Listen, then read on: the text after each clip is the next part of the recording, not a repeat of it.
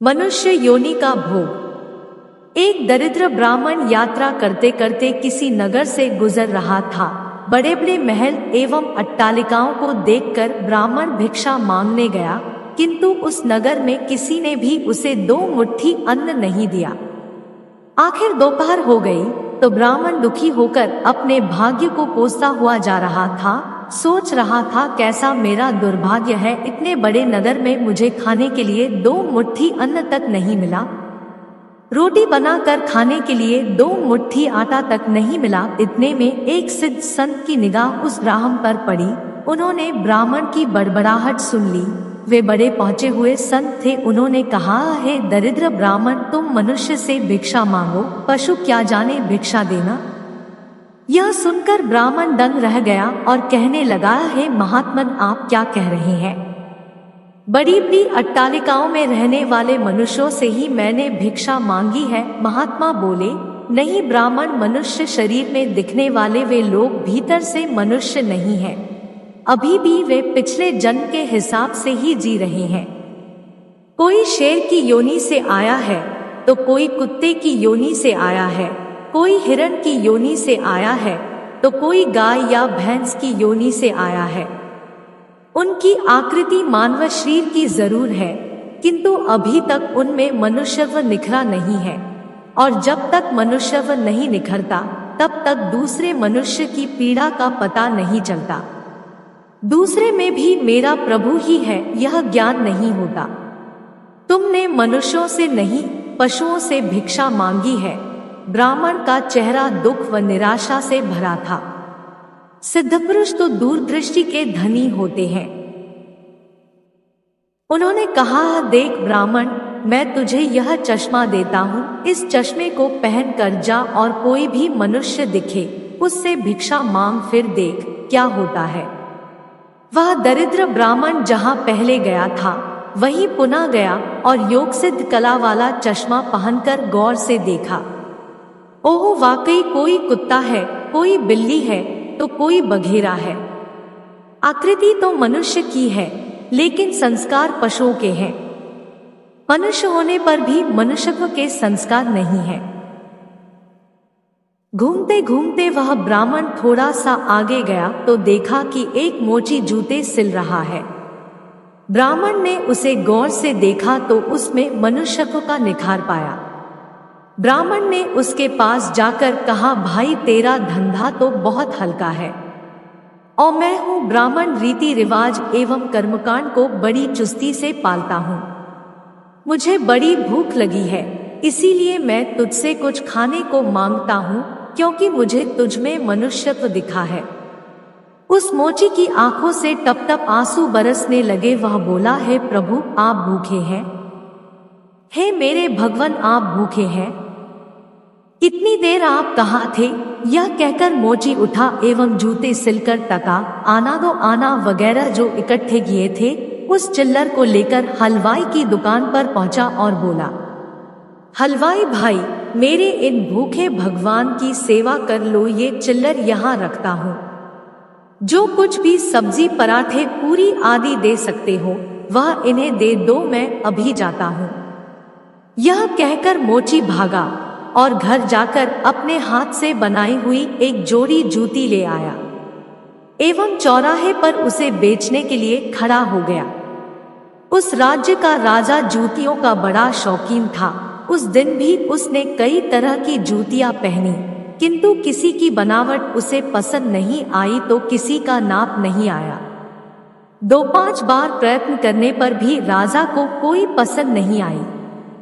तो राजा मंत्री से क्रुद्ध होकर बोला, अगर इस बार ढंग की जूती लाया तो जूती वाले को इनाम दूंगा, और ठीक नहीं लाया तो मंत्री के बच्चे तेरी खबर ले लूंगा। दैव योग से मंत्री की नजर इस मोची के रूप में खड़े असली मानव पर पड़ गई, जिसमें मानवता खिली थी, जिसकी आंखों में कुछ प्रेम के भाव थे, चित्त में दया करुणा थी। ब्राह्मण के संग का थोड़ा रंग लगा था। मंत्री ने मोची से जूती ले ली एवं राजा के पास ले गया। राजा को वह जूती एकदम फिट आ गई, मानो वह जूती राजा के नाप की ही बनी थी। राजा ने कहा, ऐसी जूती तो मैं पहली बार ही पहन रहा हूँ। किस मोची ने बनाई है यह जूती? मंत्री बोला, हुजूर यह मोची बाहर ही खड़ा है। मोची को बुलाया गया। उसको देखकर राजा की भी मानवता थोड़ी खिली। राजा ने कहा, जूती के तो 5 रुपए होते हैं, किंतु यह 5 रुपयों वाली नहीं है, 500 रुपयों वाली जूती है। जूती बनाने वाले को 500 और जूती के 500, कुल 1000 रुपए इसको दे दो। मोची बोला, राजा जी तनिक ठहरिए, यह जूती मेरी नहीं है, जिसकी है उसे मैं अभी ले आता हूँ। मोची जाकर विनयपूर्वक उस ब्राह्मण को राजा के पास ले आया एवं राजा से बोला, राजा जी यह जूती इन्हीं की है। राजा को आश्चर्य हुआ। वह बोला, यह तो ब्राह्मण है, इसकी जूती कैसे? राजा ने ब्राह्मण से पूछा तो ब्राह्मण ने कहा, मैं तो ब्राह्मण हूँ, यारा करने निकला हूँ। राजा ने मोची से बोला, जूती तो तुम बेच रहे थे, इस ब्राह्मण ने जूती कब खरीदी और बेची? मोची ने कहा, राजन मैंने मन में ही संकल्प कर लिया था कि जूती की जो रकम आएगी वह इन ब्राह्मण देव की होगी। जब रकम इनकी है तो मैं इन रुपयों को कैसे ले सकता हूँ, इसीलिए मैं इन्हें ले आया हूँ। न जाने किसी जन्म में मैंने दान करने का संकल्प किया होगा और मुकर गया होऊंगा, तभी तो यह मोची का चोला मिला है।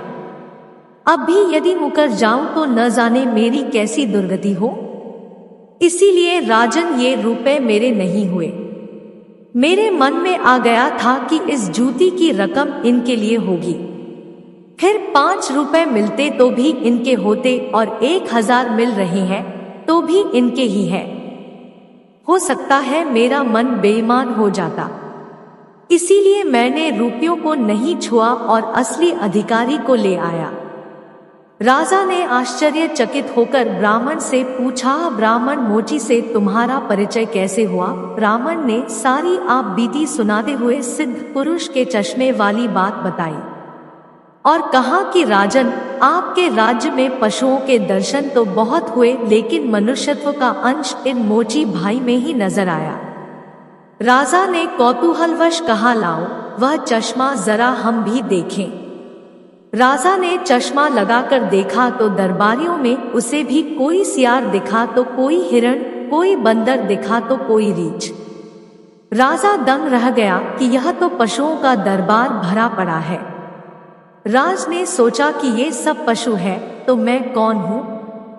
उसने आईना मंगवाया एवं उसमें अपना चेहरा देखा तो शेर। उसके आश्चर्य की सीमा न रही।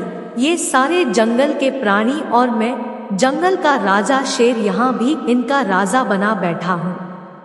राजा ने कहा, ब्राह्मण देव, योगी महाराज का यह चश्मा तो बड़ा गजब का है।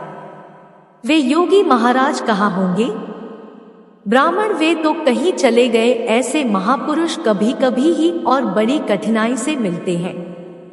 श्रद्धावान ही ऐसे महापुरुषों से लाभ उठा पाते हैं, बाकी तो जो मनुष्य के चोले में पशु के समान है, वे महापुरुष के निकट रहकर भी अपनी पशुता नहीं छोड़ पाते। ब्राह्मण ने आगे कहा, राजन, अब तो बिना चश्मे के भी मनुष्यत्व को परखा जा सकता है। व्यक्ति के व्यवहार को देखकर ही पता चल सकता है कि वह किस योनि से आया है। एक मेहनत करे और दूसरा उस पर हक जताए तो समझ लो कि वह सर्प योनि से आया है, क्योंकि बिल खोदने की मेहनत तो चूहा करता है, लेकिन सर्प उसको मारकर बिल पर अपना अधिकार जमा बैठता है। अब इस चश्मे के बिना भी विवेक का चश्मा काम कर सकता है और दूसरे को देखे उसकी अपेक्षा स्वयं को ही देखे कि हम सर्पयोनि से आए हैं कि शेर की योनि से आए हैं, या सचमुच में हम में मनुष्यता खिली है।